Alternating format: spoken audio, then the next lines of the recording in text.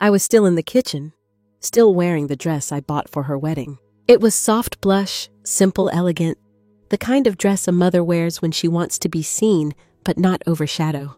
I'd picked it weeks ago, tried it on more times than I care to admit. Practiced smiling in the mirror. Practiced what I'd say when I saw her.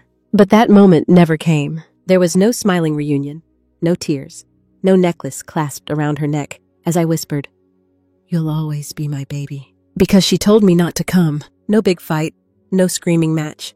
Just one short clipped phone call. "Mom, I think it's better if you don't come." Just like that. I stood there for hours that morning, the silence in the house pressing in like a second skin.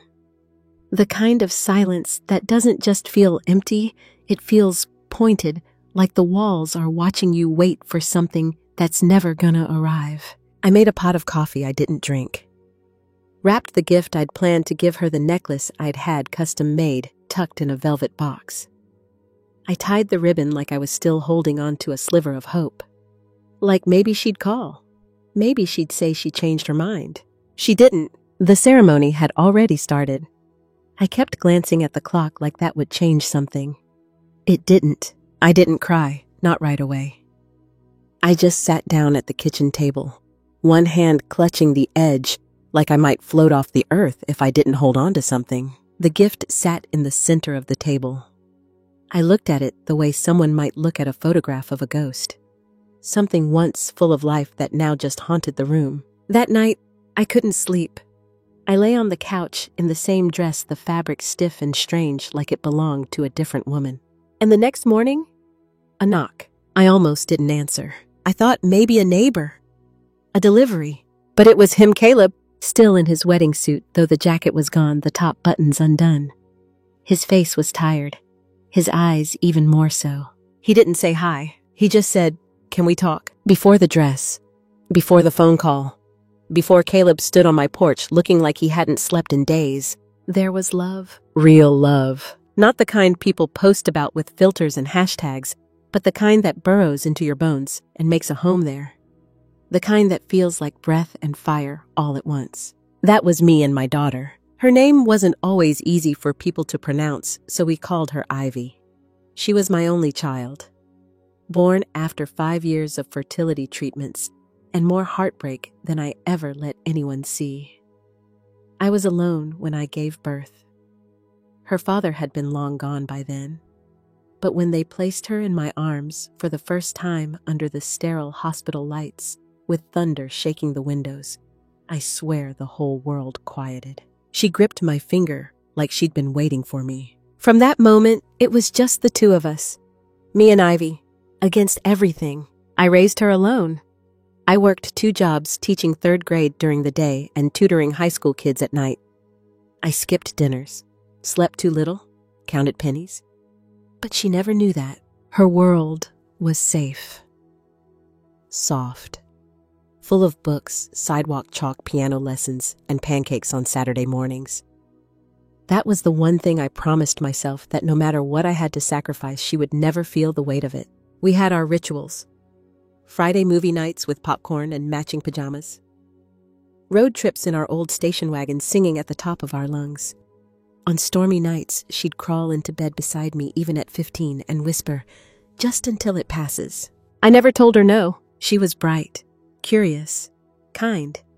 She had her father's eyes, but not his silence. Ivy told me everything. At least, she used to. I still remember the day she brought Caleb home for the first time. She was 24, glowing like she'd swallowed the sun. I opened the door, and there she was, holding his hand like she had something to prove. "Mom, this is Caleb." He was quiet, polite. The kind of young man who looked you in the eye and listened when you spoke. He carried her purse without flinching, laughed when she teased him. I liked him immediately, not because he impressed me, but because Ivy looked so steady around him, grounded. I didn't question a thing. When they got engaged 6 months later, I cried. Not from sadness, but because it felt like a new chapter we'd write together. I pictured us planning the wedding side by side, me helping her pick out the dress, walking through venues, tasting cakes. laughing until we cried over flowers and fonts and whatever Pinterest was throwing at us that week. I even started a little notebook, jotted down ideas, quotes, vendors. Nothing pushy, just a mom trying to help without hovering. I bought her a necklace, a delicate gold chain with a heart-shaped charm engraved with the words, "Always your mom." I thought I'd give it to her the morning of her wedding, pin it around her neck with shaking hands and say, "You'll always have a piece of me, no matter where you go." We looked at flower arrangements once, just her and me. She'd shown up at my house with a wedding magazine and 2 cups of tea. Plopped down at the kitchen table like old times, flipping through pages and circling favorites. It felt good. It felt like we were okay. That moment, just her and me in our safe bubble of plans and giggles, I held on to it tightly, not knowing it would be the last time she asked me for my opinion. After that, something shifted. I told myself it was just stress. Every bride gets overwhelmed, right? But the calls came less often. Our weekly coffee dates turned into maybe next week. Her texts got shorter, clipped, practical. Still, I didn't push. I gave her space. I figured she'd come back around like she always did. But somewhere deep in my gut, I knew. There was a moment, small but unmistakable, when I realized something was changing. It was a Sunday. Ivy had invited me to brunch with Caleb's parents at this trendy little cafe downtown. I showed up in a soft blue blouse she used to love, hair curled, trying not to look like I was trying too hard. They were already seated when I arrived. Caleb stood to greet me. Ivy didn't. "Mom," she said flat. "You made it." Not cold, but distant. Like I was someone she had to include, not someone she wanted there. I smiled through it. Wouldn't miss it. We sat. The server brought menus. I asked if they had vegetarian options, just something light. Caleb's mother, Judith, scoffed. "Oh, another one." Ivy laughed, nervously, but didn't say anything. I brushed it off. Didn't want to make a scene. I was just happy to be there, you know. Caleb mentioned they had just finalized the guest list. I perked up. "Did you decide on a florist yet?" I asked, pulling a pamphlet from my purse. One of my former students started a flower business. Her arrangements are stunning. "We've got it under control," Ivy said, cutting me off. Her voice was sharp, final. The smile froze on my face. The pamphlet in my hand suddenly felt ridiculous. "I know," she said. Not unkind, but firm. "But it's really something we've already figured out." The table went quiet. Caleb looked down at his plate. Judith raised an eyebrow and sipped her mimosa. I folded the pamphlet back into my purse. My cheeks burned, but I smiled. Laughed a little like I didn't care. "Of course," I said. But inside, something cracked. Not because of what she said, but how fast she dismissed me.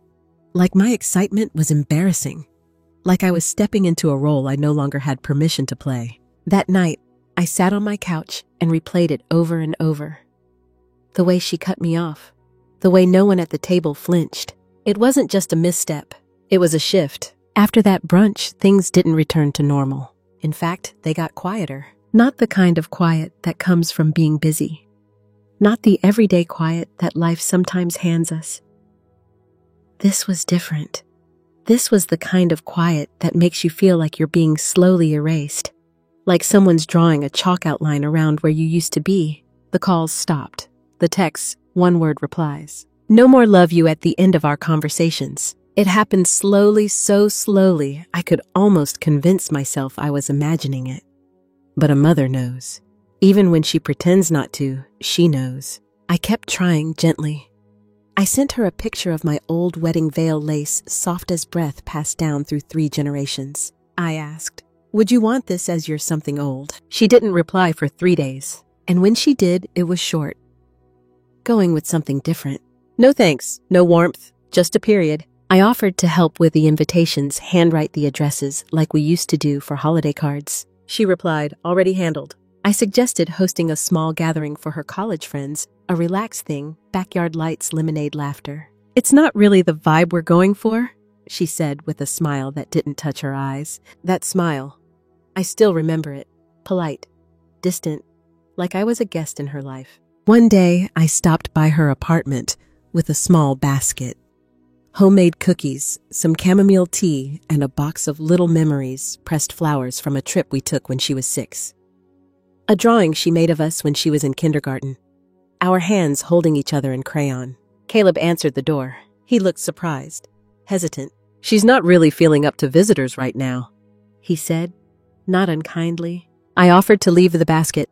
He nodded. The box came back to me a week later, untouched. The silence didn't show up all at once. It crept in like fog, settling in the corners of every room in my house. Until one day, I realized I hadn't had a real conversation with my daughter in over a month. No wedding updates. No, Mom, what do you think? No warmth. Just distance. Cold, intentional distance. I kept making excuses. She's overwhelmed. She's leaning on Caleb's side more. Maybe Judith's saying things, but deep down, I was starting to worry. Not just about the wedding, about us. About what was slipping between our fingers. I began questioning myself. Had I been too much, too involved? Had I overstepped? I replayed every moment from the past year like a detective with a red pen, trying to figure out where I'd gone wrong. Some nights, I'd cry in the dark, door closed, the sound muffled by my pillow. Not because of what was happening, but because I couldn't understand why it was happening. I didn't tell my friends, didn't tell my sister, because I knew what they'd say. That's just how daughters are. But it had never been this way, not with us. We were close. We were us. And now, I didn't even recognize her. The worst part wasn't being left out. It was being rewritten. A mutual friend mentioned offhand that Ivy had said, "My mom's just not part of this season of my life." That sentence, it cut like glass, as if I had chosen to step back. As if I had volunteered to become irrelevant. I went from being her anchor to being a ghost. But I kept pretending. When people asked about the wedding, I smiled. Said, "She's glowing, so happy." I still bought gifts, candles, slippers, little things she might like. I kept them in a drawer in my room, not sure if I'd ever get to give them to her. But buying them made me feel close. Some nights, I'd scroll through old photos, her first day of school, birthdays, the Seattle trip when she was 16. Videos of her dancing in the kitchen, singing in the car, sneaking up behind me to yell, "Boo!" I'd laugh, then I'd cry, because it felt like mourning. But I wasn't grieving someone who had died. I was grieving someone who had disappeared while still being alive. And that kind of grief, it doesn't have a funeral. It just lingers. Then came the moment that broke me. Not with shouting, not with some dramatic betrayal, but with laughter. I was making lentil soup on a quiet Thursday. Something warm. Something to feel like love in a bowl. Then my phone dinged. A notification, "You've been added to Ivy's Bridal Babes group chat." My heart fluttered. Maybe this is it, I thought. Maybe she's bringing me in again. I opened the chat. At first it was harmless. Pictures of bridesmaids trying on dresses, color palettes, a mood board with fairy lights and mason jars. Then came the messages. Dozens of them. From girls I barely knew. Roommates, cousins, bridesmaids who had met me once, maybe twice. But they were talking about me like I was a warning label. Ari said her mom's gonna lose it if she's not front and center during the vows. Classic, overbearing mom energy. Just let the girl have her day. If she wears white, I swear I'll scream. Someone make sure she doesn't do anything weird. And then, right there between the emojis and the snark, was Ivy's message. She means well, but she's just too much sometimes. Everything turns into a guilt trip with her. I honestly don't have the energy. I couldn't breathe. I read it again and again. It didn't change. She said that about me. To them, it wasn't private. It wasn't a mistake. It was her. And they laughed. I sat down, the soup boiling over on the stove behind me, hissing like it knew what I'd just read. But I didn't move. I didn't cry. Not yet. I didn't reply. I didn't leave the chat. I just read every single word, every line until the pain had weight. And then quietly, I stood up, wiped my hands on a towel, and left the group. I didn't call her. I didn't send a message. I just felt small, like I'd become a punchline in the story I thought I helped write. The next morning, I stood in front of my closet. It was early, too early. The light outside was soft, that strange hush of a day still deciding who it wants to be. I didn't sleep. I couldn't. My pillow still held the shape of my head, damp at the edges, and the soup pot sat in the sink, untouched, burned around the rim. I hadn't even eaten dinner. Just sat there scrolling, reading her words on loop like a punishment I couldn't stop giving myself. And now in the quiet of dawn, I stood staring at the dress. That dress, still hanging there in its garment bag, blush pink and soft like a lie wrapped in satin. I pulled it out slowly, unzipped the bag, and held it up to my body in the mirror. It looked beautiful. Still did. But I didn't, not because I wasn't enough, but because the woman in the reflection wasn't invited to wear it anymore. I put it on anyway. I needed to feel the weight of it. I needed to look at myself and understand what she had chosen to leave behind. I stood in the kitchen again. Same chair, same spot. That ridiculous little necklace box still unopened. Coffee in the pot fresh this time, but still untouched. I looked out the window, imagining the ceremony that would happen in a few hours. I saw her walking down the aisle, smiling. I pictured Caleb waiting nervous and adoring. The music, the flowers, the applause. And I wondered for the 100th time if she would think of me. Even once, and then I stopped wondering, because it didn't matter anymore. By noon, I changed into pajamas, slipped the dress back into the bag, and shoved it under the bed like it was something to be ashamed of. I curled up on the couch with a blanket that smelled like lavender and laundry soap and tried to disappear into it. There was no movie moment, no last-minute text, no knock on the door, no sudden apology, just a slow, steady heartbreak and silence. I didn't scream. I didn't break anything. I didn't even cry. I just stared. Because when someone shows you that they don't see you anymore, not as a person, not as a mother, not as someone worth inviting, you stop offering more of yourself for them to discard. I wasn't bitter. I wasn't even angry. I was just tired of twisting myself into a shape that might fit into her new life. Tired of waiting for the phone to ring. Tired of hoping love would sound like it used to.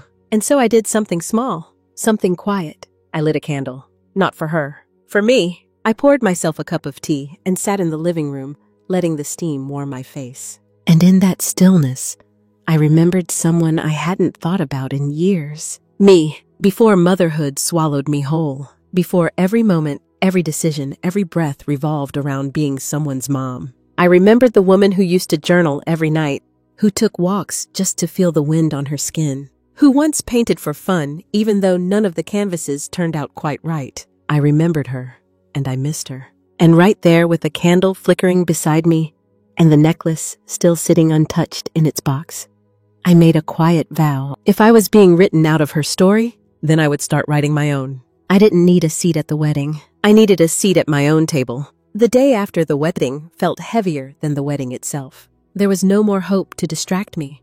No more countdowns to pretend I'd be part of something. No more lingering fantasy that somehow I'd be needed. Ariel was married, and I hadn't been there. I hadn't seen her in the dress. I hadn't walked her down the aisle. I hadn't heard her say I do or watched her dance beneath the lights I once imagined helping her hang. I had been erased. It was a Sunday, our old pancake day. The kind where we used to hum jazz in the kitchen and flip strawberry pancakes in our pajamas. She'd dance barefoot, holding the spatula like a microphone, singing Ella Fitzgerald at the top of her lungs. I loved those mornings more than she'll ever know. But this Sunday, no jazz, no strawberries, just silence. A silence so thick I could barely breathe through it. I wandered the house like a ghost, unsure what to do with my hands, my thoughts, my body. I picked up the phone twice, hovered over her name. Congratulations! I miss you. Why did you do this? But I never typed it. Instead, I opened social media. And there she was, smiling in her wedding photos like something out of a magazine. Her caption, "The best day of our lives." And the comments, hundreds of them. "You look stunning. Such a beautiful couple. So happy for you both." Not one mention of me. Not one question about where I was. And then I saw it. A photo of Ariel and Judith Caleb's mother. Cheeks pressed together, arms wrapped tight like they'd loved each other for a lifetime. The caption, "My second mom. Thank you for making everything so magical." Second mom. As if I'd been the temporary one, the placeholder. I stared at the screen until my vision blurred not from tears, but from disbelief. I closed the app and walked to the fridge. Inside was the cake I'd made the day before. 3-tiered, chocolate raspberry, her favorite. I'd planned to light a candle, slice it toast to her alone in my kitchen. But now I couldn't even look at it. I pulled it out, tore off the lid, carried it straight to the trash. Didn't take a bite, didn't hesitate, just dropped it in. And with it, everything I had been holding on to. I slid down to the floor, back pressed to the cabinet's legs folded, heart cracked wide open, and I cried. Not the quiet kind, not the polite someone might hear me kind, but the raw, breathless sobs that shake you from the inside out. I cried for the daughter I raised, for the bond we had lost, for every school project, every bedtime story, every scraped knee I had kissed. I cried because I had tried. I had shown up. And still, I had been left behind. Eventually, I dragged myself to the couch and wrapped a blanket around my body like armor. I stared at the ceiling for hours, not thinking, not hoping, just existing. And when I finally drifted to sleep, I dreamed of her. She was small again, maybe 5 or 6, in a sunflower dress holding a daisy in one hand. She looked up at me and asked, "Are you okay, Mommy?" I reached for her, but she ran. Into a fog I couldn't follow. I woke up tangled in my blanket, tears soaking my cheeks. And that's when I knew I had hit bottom. There was nowhere lower to go, only forward. The morning after the dream, I didn't move for a long time. I sat at the kitchen table in my robe, watching dust particles dance in a sunbeam like tiny ghosts. The house was still not peaceful, just hollow, like the air had forgotten how to hold sound. I looked around and realized how much clutter grief leaves behind. Gift bags, tissue paper, wedding ribbons in a drawer meant for joy. A hope chest that had turned into a storage bin for what could have been. So I started cleaning, not furiously, not like I was on a mission, just slowly, like peeling wallpaper off an old memory. I pulled everything out, unused candles, spare champagne flutes, a set of monogrammed towels I never got the chance to gift. All of it into boxes, into bags, away. And at the bottom of one drawer, tucked beneath a layer of forgotten plans, I found the lavender box. The necklace box, still wrapped, still perfect. My hands trembled as I lifted it. I sat down slowly, setting it on the table like it might explode. I untied the cream ribbon carefully, gently. Like some part of me still believed she might call and say, "Wait, I want it now."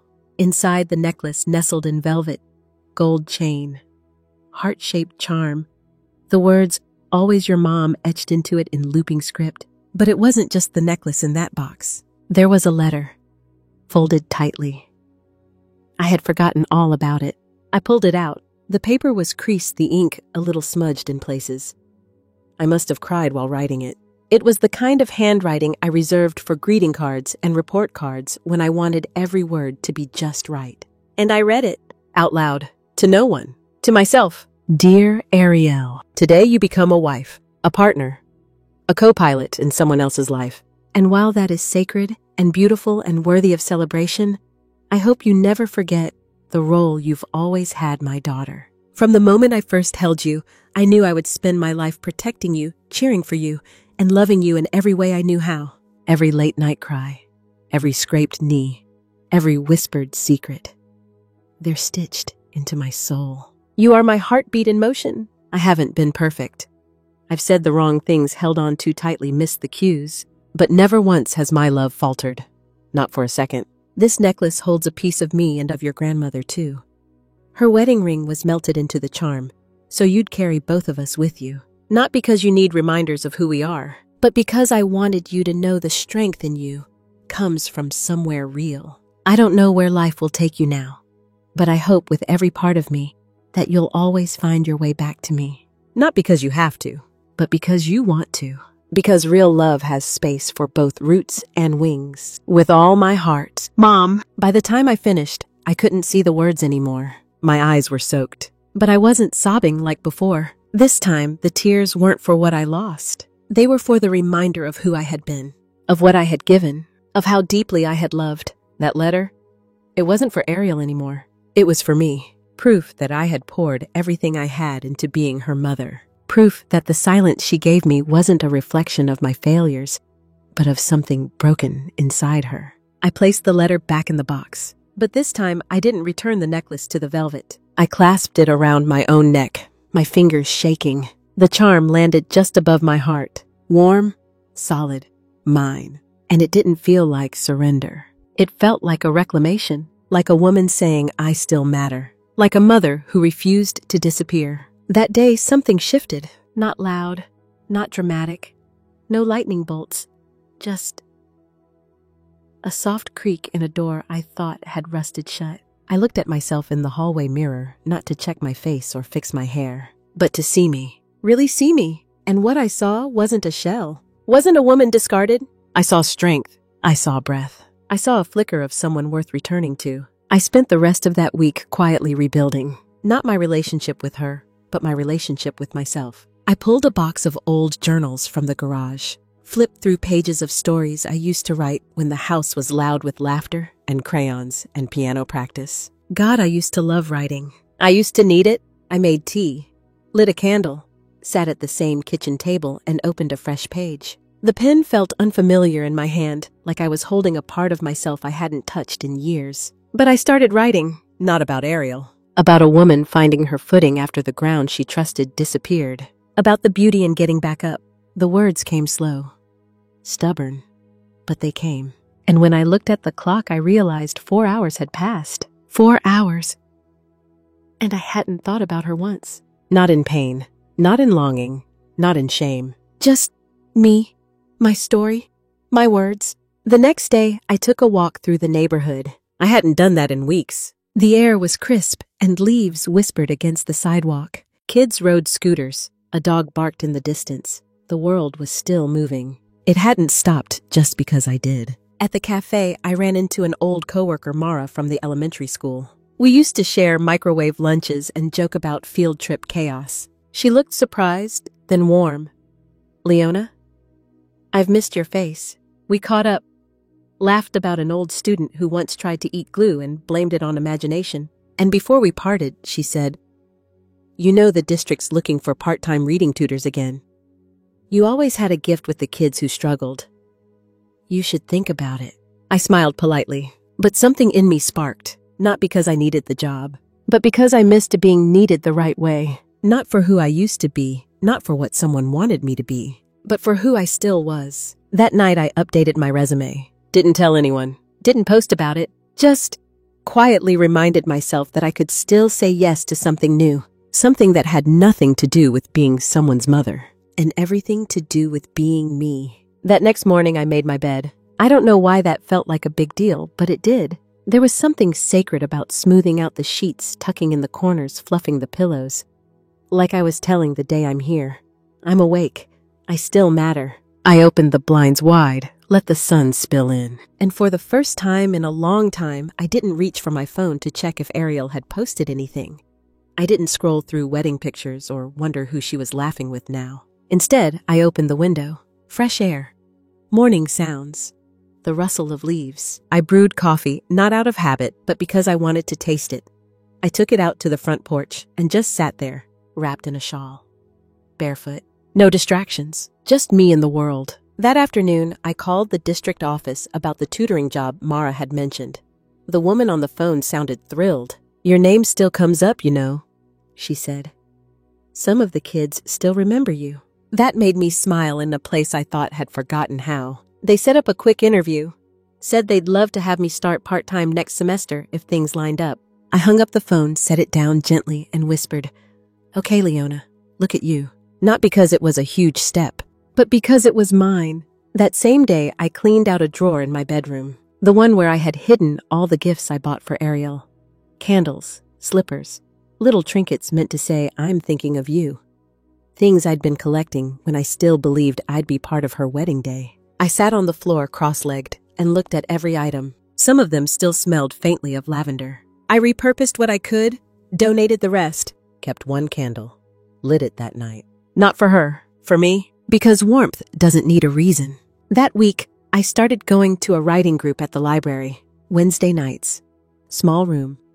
A circle of strangers with notebooks and hesitant smiles. I was nervous. Felt like I was 15 again, showing up to a new class mid-semester. But I sat down anyway. When it was my turn to read something, my voice wavered. My hands trembled. But I read a short piece, a fictional one about a woman who loses her map and finds herself instead. When I finished, the room was quiet. And then someone clapped. It wasn't loud, wasn't performative, just enough. Enough to make me feel heard. After the session, a retired English teacher leaned over and said, "You've got a gift. Your words don't just speak, they breathe." I smiled all the way home, not because she complimented me, but because I believed her. That weekend, I volunteered at the local library's story hour. It was mostly toddlers in oversized sweaters, moms clutching coffee cups, and a few dads trying to remember the words to The Very Hungry Caterpillar.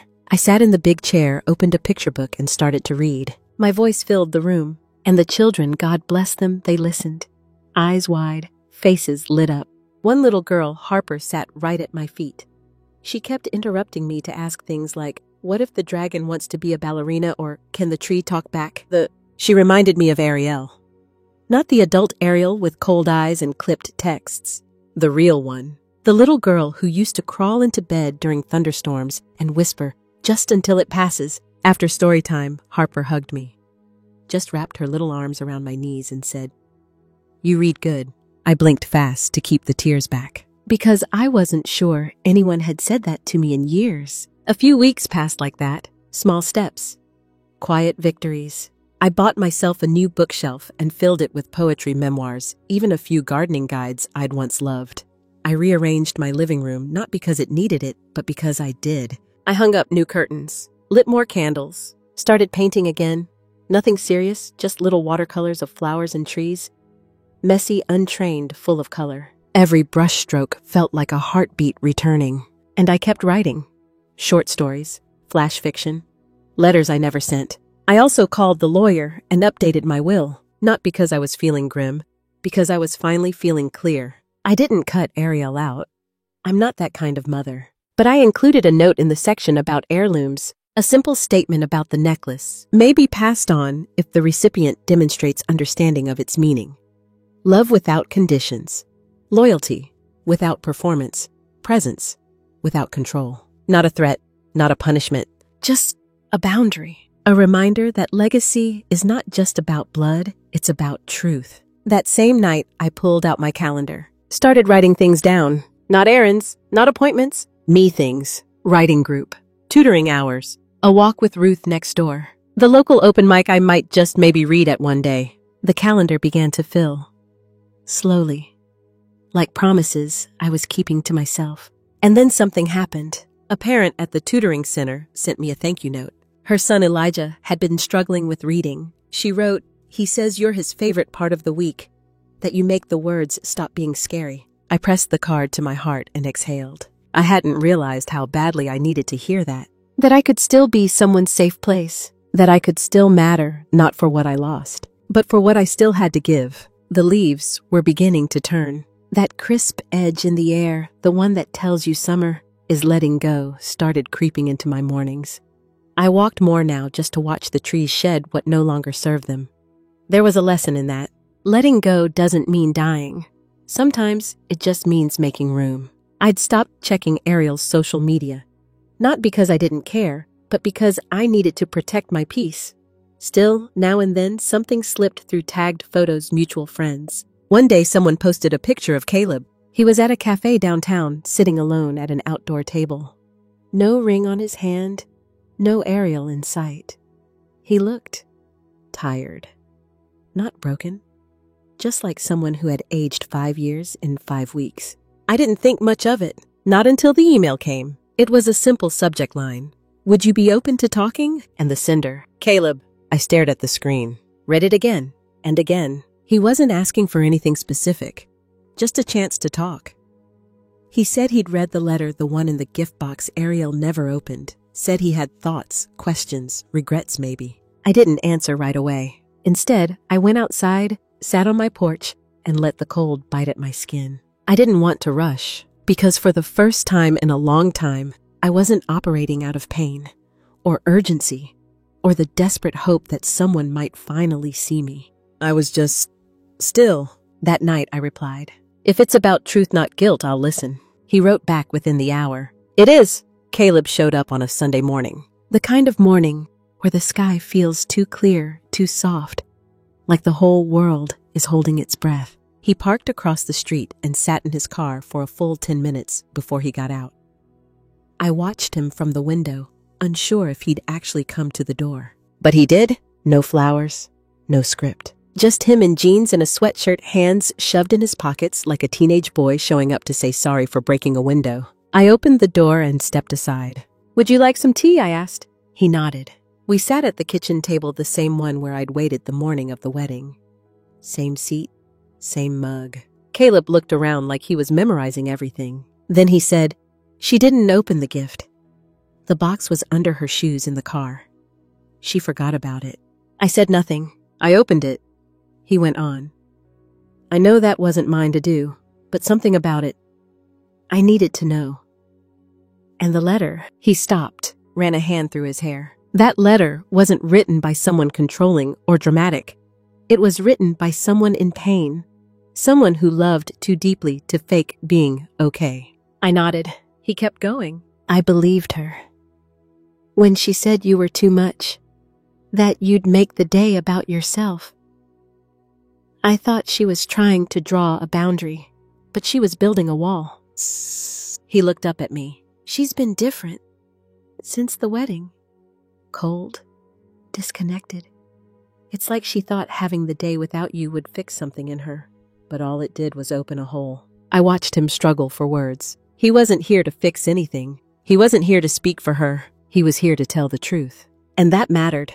Do you know, I said softly, that she once told me she'd never get married unless I walked her down the aisle? Caleb blinked, his lips parted in surprise. I didn't know that. Well, things change. I sipped my tea. Sometimes people need to become their own story, I added, and sometimes they forget who helped write the first chapters. He nodded slowly. She said something once, he said, about how your love was so big it felt like a spotlight. She was scared of disappointing you, of never being able to love you back as hard. That's the trick of it, I whispered.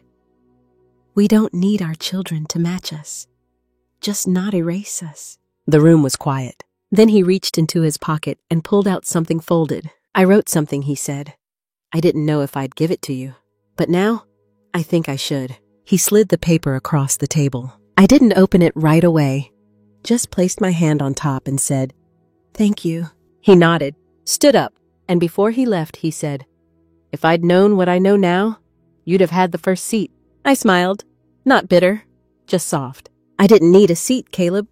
I just needed someone to see me. 2 weeks later, a letter arrived in the mail. Not an email, not a text. A real letter, handwritten. My name in the familiar loops of her handwriting. Ariel. I stood in the hallway, holding it like it might explode. I didn't open it right away. I made tea first, sat in the same chair Caleb had sat in. Then, with shaking hands, I peeled the envelope open. It was short, less than a page, but it carried more weight than any speech. Mom, I don't know how to start this. I've rewritten it 6 times. I keep thinking about what you'd want to hear, and I don't even know what that is. But I hurt you. I see that now. I shut you out of something that should have been ours. I did it because I was scared not of you, but of myself. Of falling short. You've always been strong, and I always felt like I had to match that. But instead of growing into myself, I pushed you away. I thought if I could control everything, the fear would go away. It didn't. Caleb told me about the letter. About the necklace. I haven't opened the gift yet, but I will. I'm not asking for forgiveness. I just wanted you to know. I see it now. Love, Ariel. I read it 3 times. Didn't cry. Not because it didn't move me, but because it didn't feel like closure. It felt like a beginning. The letter sat on the kitchen table for days. I didn't fold it up. Didn't tuck it away in a drawer like a secret. I left it where I could see it. Read it again when the ache in my chest pulsed too loudly. Let the words settle into the air, soak into the walls of a house that had heard too many silences. It wasn't an apology begging for forgiveness. It was a confession, a mirror, and in some strange, unexpected way, that felt better, truer, because it told me she saw it, really saw it, not just the wound, but the woman bleeding behind it. That same week, I got a call from the tutoring coordinator at the school district. We've got an opening, she said. Full-time. We'd love for you to consider. It caught me off guard. Not because I didn't want it, but because I hadn't thought that far ahead. I'd been so focused on surviving each day that the idea of planning one felt foreign. But I didn't hesitate. I'll think about it, I said. But in my heart, I already knew I'd say yes, because something had shifted, quietly, steadily, like a tide turning after months of still water. I wasn't floating anymore. I wasn't just existing. I was moving towards something, not away. That weekend, I received a copy of the will I'd updated. It came in a plain manila envelope. I didn't expect it to affect me. It was just paperwork, right? But as I flipped through the pages, I came to the line I had written weeks earlier. The heirloom necklace may be passed on if the recipient demonstrates understanding of its meaning. Love without conditions, loyalty without performance, and presence without control. I stared at it. Read it twice. It wasn't punishment. It wasn't spite. It was clarity. A legacy shaped by boundary, not bitterness. On Monday, I boxed up a few things. A photo of her in pigtails, missing her front teeth, holding a popsicle and grinning like summer itself. The first story she ever wrote in second grade about a unicorn named Willow who got lost and found her way home with the help of a talking moon. Her favorite childhood recipe book, the pages stuck together from years of floury fingers and chocolate smudges. I didn't add a note, didn't explain, just wrapped them gently and mailed them. A few days later, she posted a photo on social media. It wasn't one of the wedding. It wasn't Caleb. It was a picture of a children's book. I Love You Forever. The one I used to read to her at bedtime night after night when the world felt too big. Inside the front cover was my handwriting, to Ariel, who made me a mother. Her caption read, "Some things take time to understand.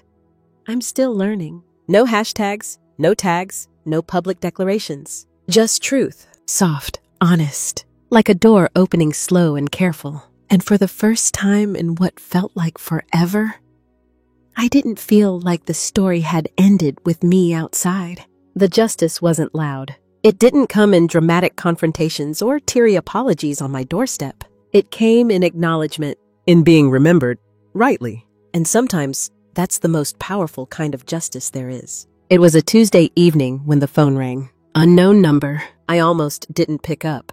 Assumed it was a robocall or someone selling something I didn't need, but something, maybe instinct, maybe hope, made me swipe to answer. "Hi, Mom." That voice, soft, fragile, hesitant. I hadn't heard it in months, but I'd know it anywhere. It was Ariel. I didn't speak right away. I let the silence hold us for a second. She cleared her throat. I don't know if I should have called." "You already did," I said gently, "so go ahead." Another pause. Then she said, "Thank you for the package." I cried when I opened it. I didn't think I would, but yeah, I smiled, just a little. They're just pieces of our life. You don't have to do anything with them. "But I want to," she replied, her voice steadier now. "I want to remember. I want to understand what I forgot or ignored." I let her words settle between us. This wasn't the time to rush in. Not the time to patch or plaster or rescue.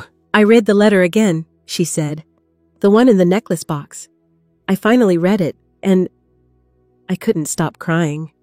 Not just because of what you wrote, but because I realized..." Her voice cracked. "I realized how long it's been since I saw you. You, not just as my mother, but as Leona." That name, Leona, it landed like a bell inside me. "You don't owe me anything," I said softly.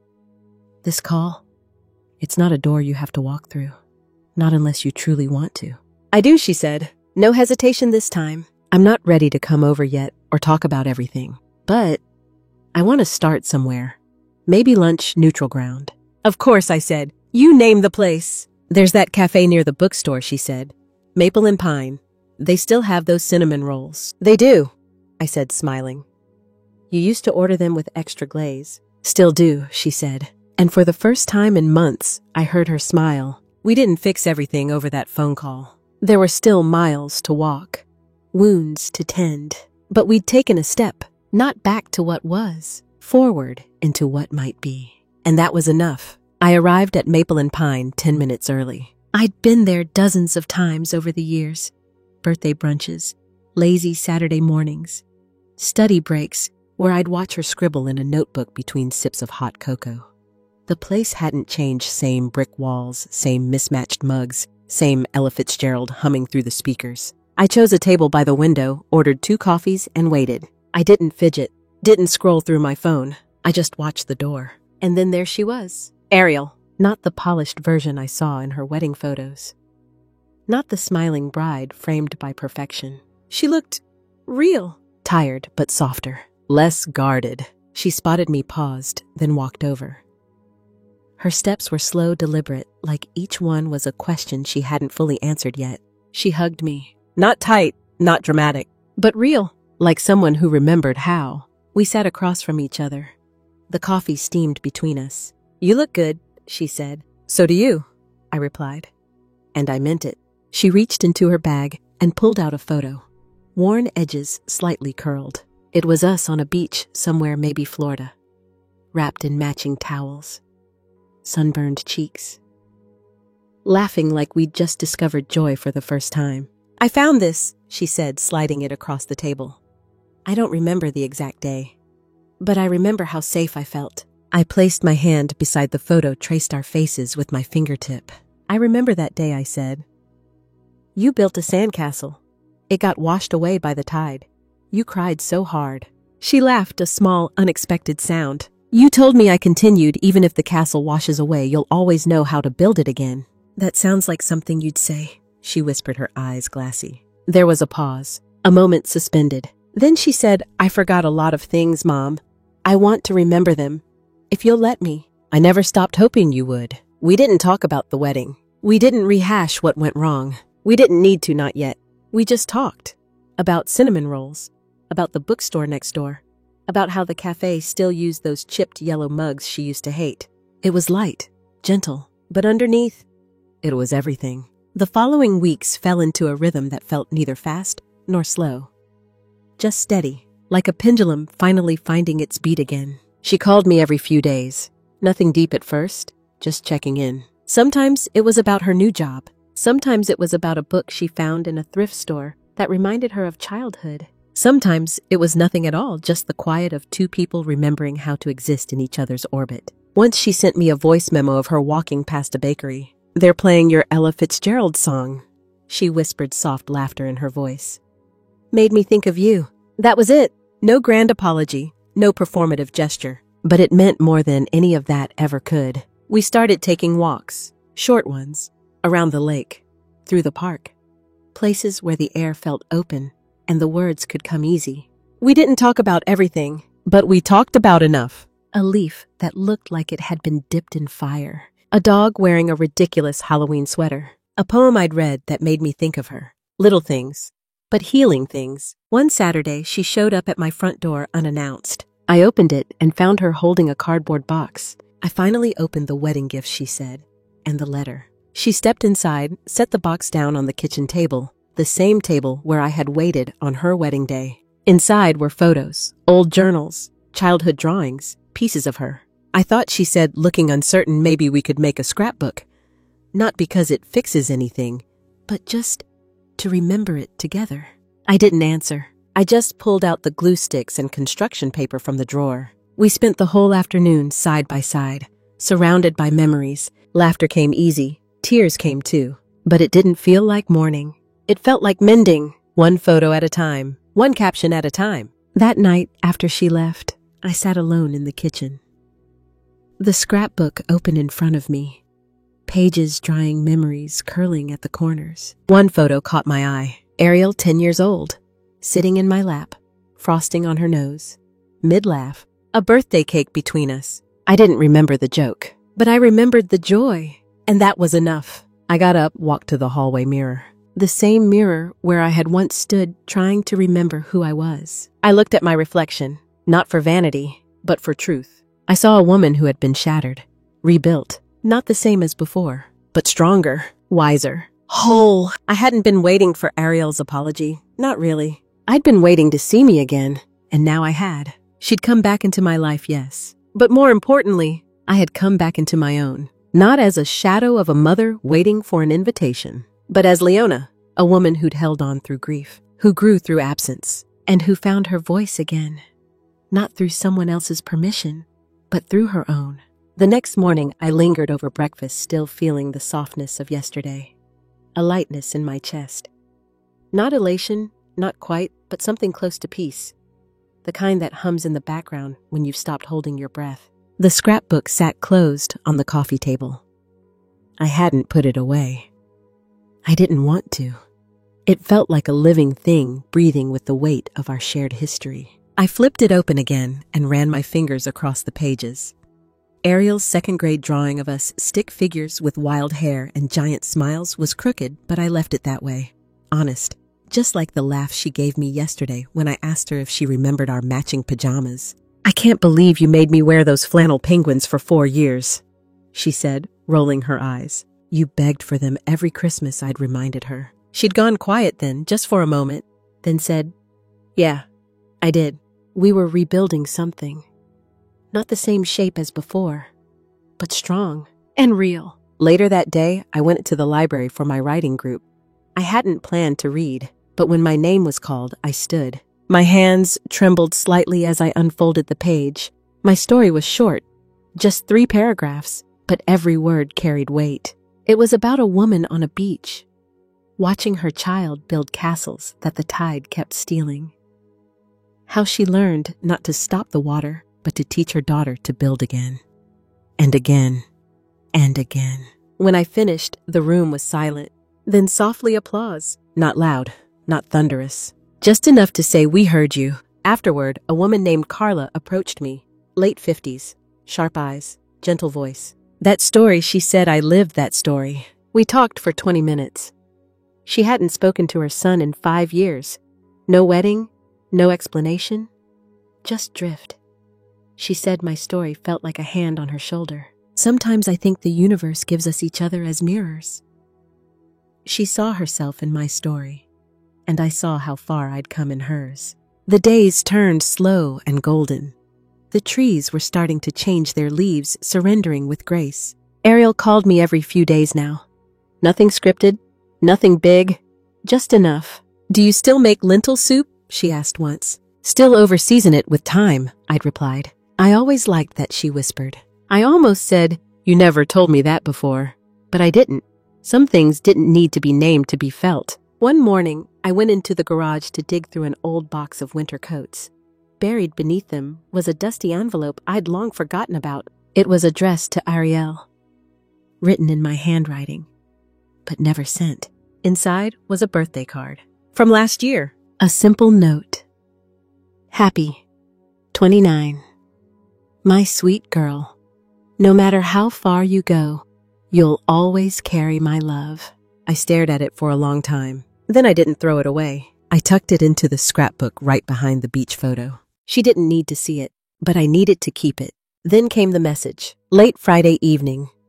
The sky outside was the kind of pink that makes you pause. "Ariel, can I come over Sunday? Just for coffee. No agenda." I stared at the screen. Then typed back, "I'll have the cinnamon rolls ready." Sunday arrived crisp and bright. I swept the front porch, fluffed the pillows on the couch, lit the candles she used to say smelled like cozy bookshops. I wasn't nervous. I was ready. When she knocked, I didn't rush to the door. I wanted her to know she could wait for me the way I had waited for her. I opened it with a smile. She stepped inside, took off her coat, and asked, "Can we sit on the porch?" We hadn't done that since she was 16, since she told me about her first heartbreak.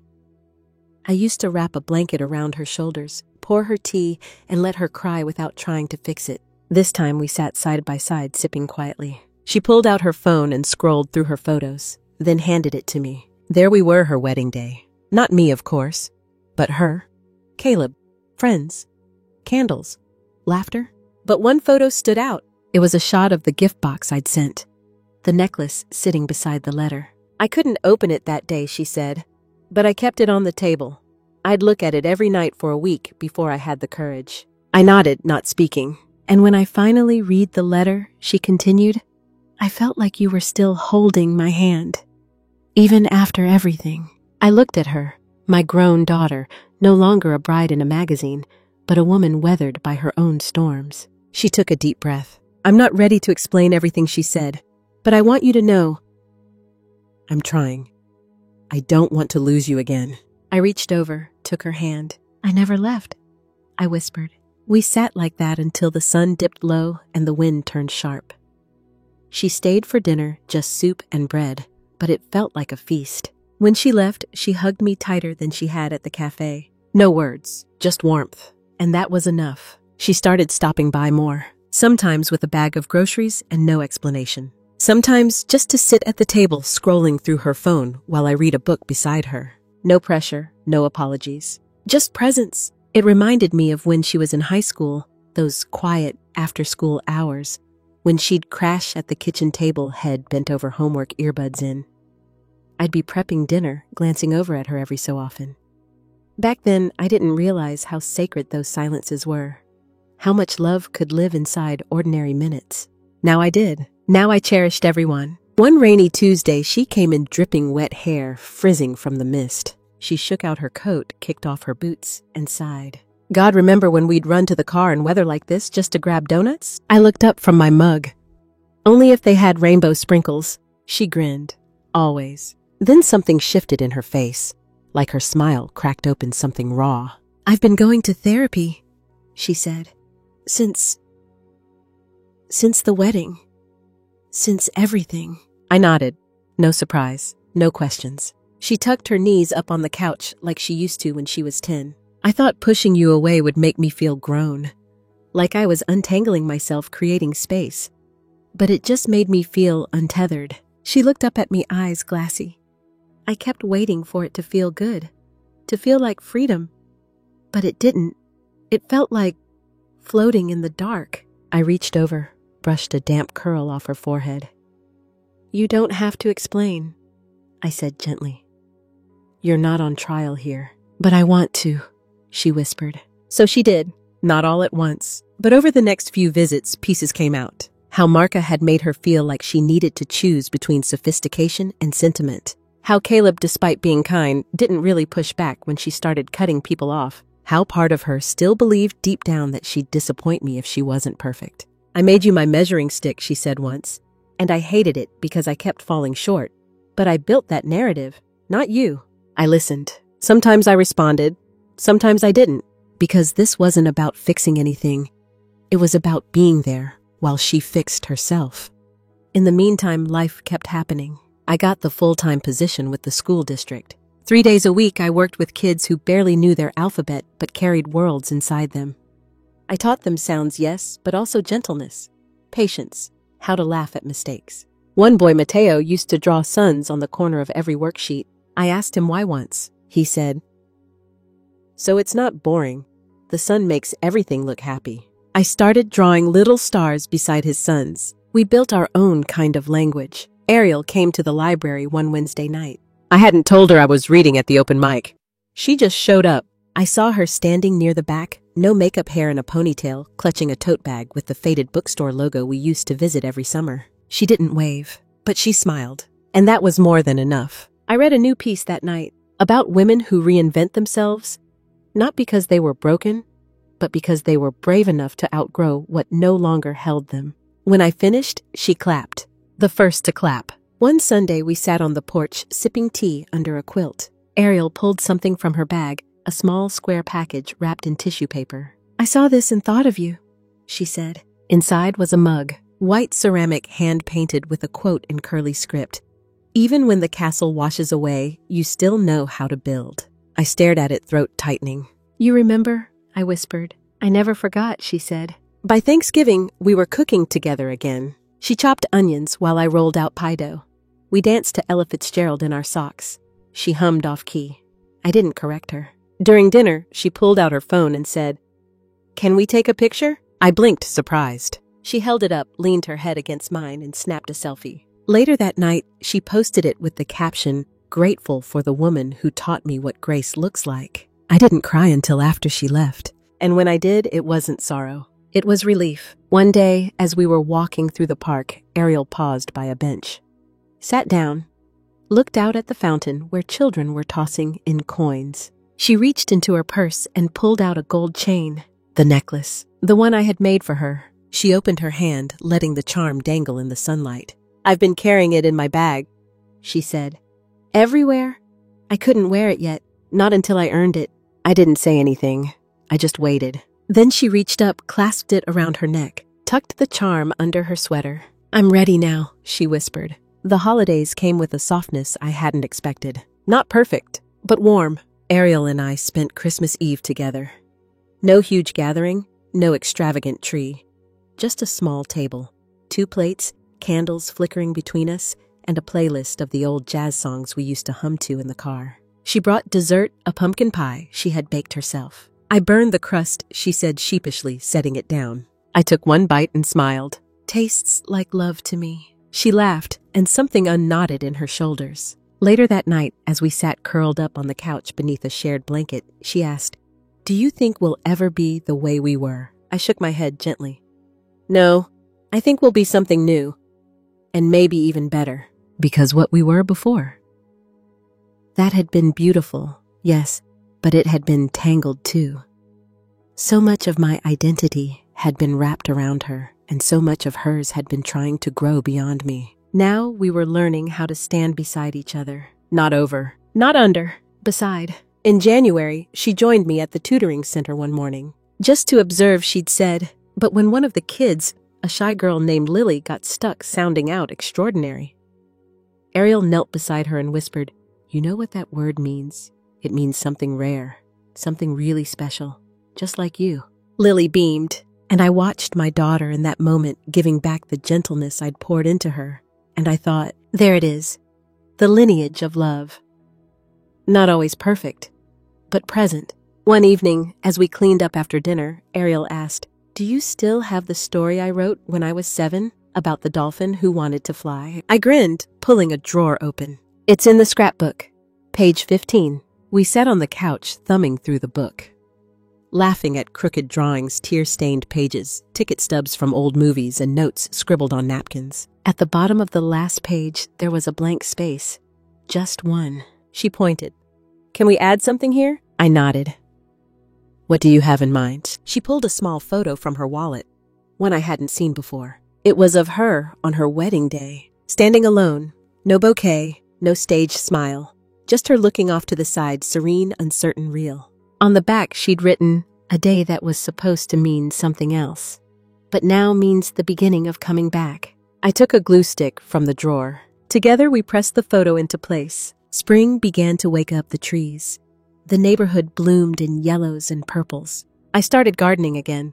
Ariel would come by sometimes to help, though she still hated worms and didn't know a tulip from a daffodil. One afternoon, while we were planting basil, she asked, "Do you think Caleb and I rushed things?" I glanced over. She wasn't crying, just reflecting. "Sometimes we think love is a lifeboat," I said, "but it can also be an anchor. Depends on where you're trying to go." She nodded, brushing dirt from her jeans. "We're in therapy now, together and separate. We're trying. That's all you can do." In May, we visited my sister upstate. Just a weekend. Fresh air, long drives, laughter. As we pulled out of the driveway to head home, Ariel turned to me and said, "Thank you for not giving up on me." I squeezed her hand. "You were never mine to give up, just mine to love." And I did. Not because I expected her to come back. Not because I needed her to say sorry. But because love, real love, creates space. For anger, for sorrow, for silence, for return. The necklace still hangs around her neck most days. And now when I look at it, I don't feel the sting of rejection. I see a thread, woven from generations, binding us not by blood, but by choosing each other again and again, even after the hurt. Especially after the hurt. There's no perfect ending, just 100 small beginnings. A Tuesday walk, a shared recipe, a voicemail about a song on the radio. Each one a stitch in the fabric of something new. We're not the same, but we're not strangers anymore either. And in the quiet hours when the house is still and the air hums with memories, I sometimes whisper to the stars, "We made it, not back, but forward, together."